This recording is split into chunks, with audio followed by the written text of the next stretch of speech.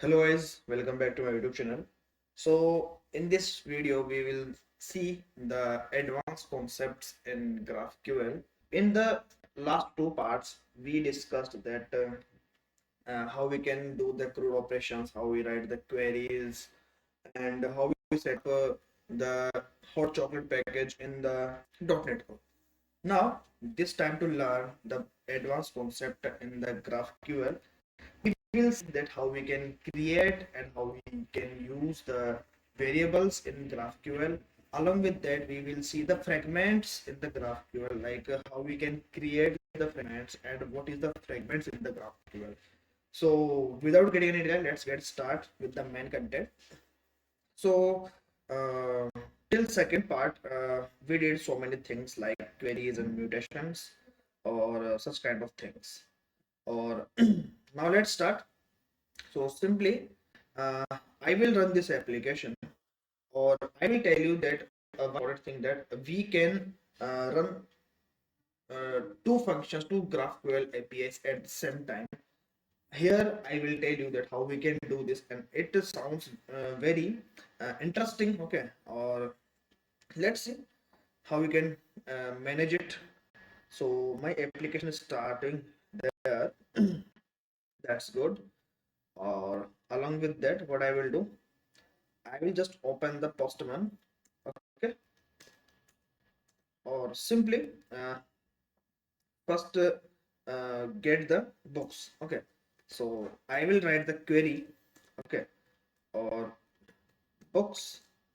Along with that, I will name it as a I want to get ID, author, genre, or title. Such kind of things I want from this query, okay.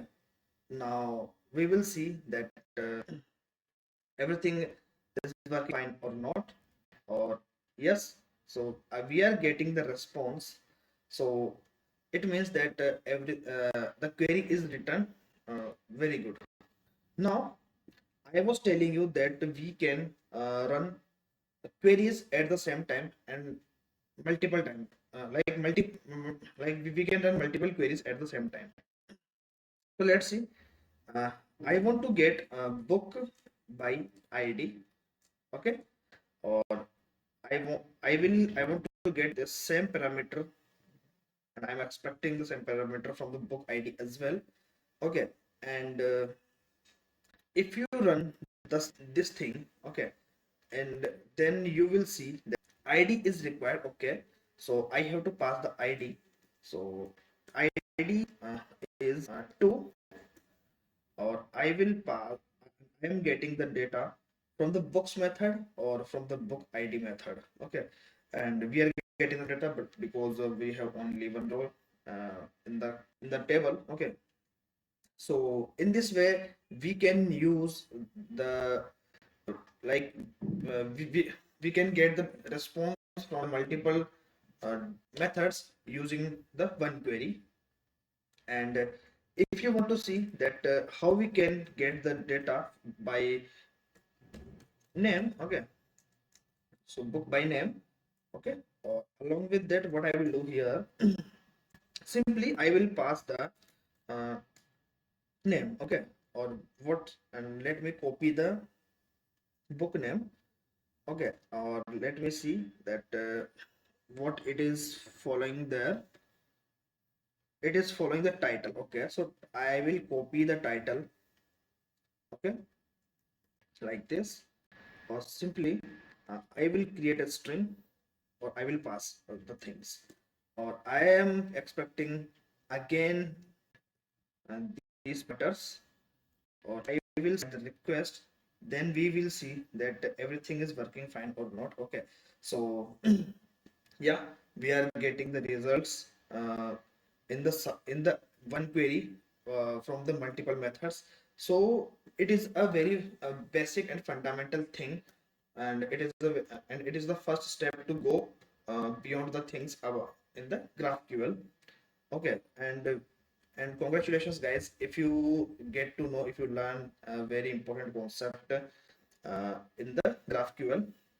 So if you love this thing, So just create another query, another method, okay, so that you will so that this thing will be handy for you. Okay, so this is the thing that we have learned.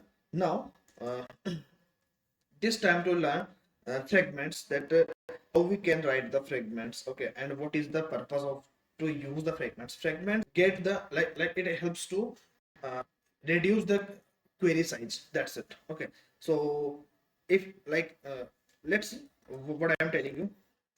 So I will write the fragment and I want to get book details, okay, like this, and on book model, okay, and I want to get the parameters from the fragments like this. And what I will do here, I will copy this thing, okay, I will remove entire responses that I want to get, and I will paste it here like this, okay.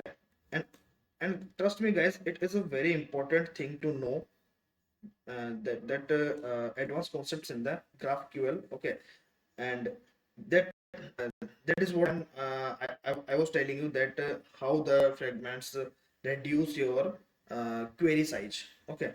And if you send the request again, then you will get the same results, okay. So it means that the fragments helps you to reduce the query, and you don't need to repeat the things like again and again. Simply you have to put three dots, then you have to put the fragment name.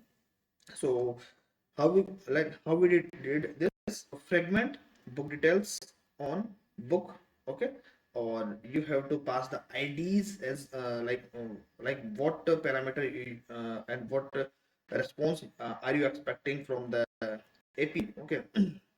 So this is the fragment, or this is the query that where we can use the multiple methods to get the response in the single query. So it is a very important thing to know guys, okay. Or now this time to move further things, okay. And there you can see another window which is GraphQL variables.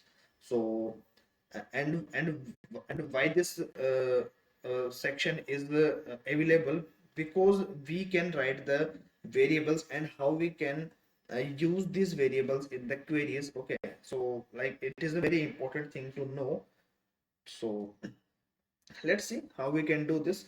So to use this GraphQL query, simply you have to mention important thing that, okay, so you have to put the query name as well. So suppose I will get books related data, okay. Or so it helps you to this will help to understand this query, that first we have put the query name. Along with that, I will create the id variable. So how can I do this? So simply dollar id, then you have to mention the integer, or make it you have to use the null equalizing operator, okay, like this. Or such kind of, in this way we can create the variables for the query. Now what I will do here, simply I will replace the two with the dollar id, okay. So we are passing the variable in this id, okay. Now it's time to know that where I can assign the id value. So here it is playing the role. So simply I will create the JSON. I will name it as ID. Okay, I will pass ID value is 2. So here is the link that we can create in the GraphQL queries and GraphQL variables. So let me explain you things again. First, you have to create the name of the query. After that, in the brackets you have to mention that what variables you want to use. So I want to use id variable, okay. Or and the type of the variable is integer. Along with that, you you have to send the variables where it is required. So I am so the variable is required here, or now it's time to declare the value of the variable. So simply you have to create the JSON. Okay, and in the JSON you have to mention that the variable value. Now I will send the request, then we will see that everything is working fine or not. Yes, it is working. Or in this way, we use the variables in the GraphQL. So guys, I hope you get to know a very important things in the GraphQL.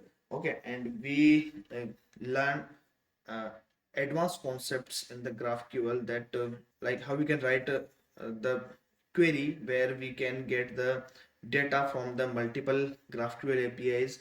There after that we learn fragments, that how we can use the fragments and how we can create it, and how it is helpful to write the queries. Along with that we learn the GraphQL variables, that how we can create the variables and how we can declare it. Okay, and how it is helpful to us. Okay, because we don't want to write the variable value again and again. Okay, so this thing helps us a lot. Okay, so if you love this content and if you love this thing, so hit the like button and share this video to your friends, your colleagues, your network as well. And guys, I just want to remind you that please subscribe my YouTube channel, and the more videos are coming day by day. Okay, or guys, I am just giving you an information. Right now I am working on my website. Okay, and it will be released in a few days. Okay, so there you can find our interesting blogs regarding .NET, SQL, JavaScript. Okay, or then there you will found the content, the crisp content related the things. And if you want to know, there you can found every updates related to our videos and our courses as well. So it is a very awesome thing, guys. And thank you for watching this video till here, and till then, take care guys. Bye bye, have a good day.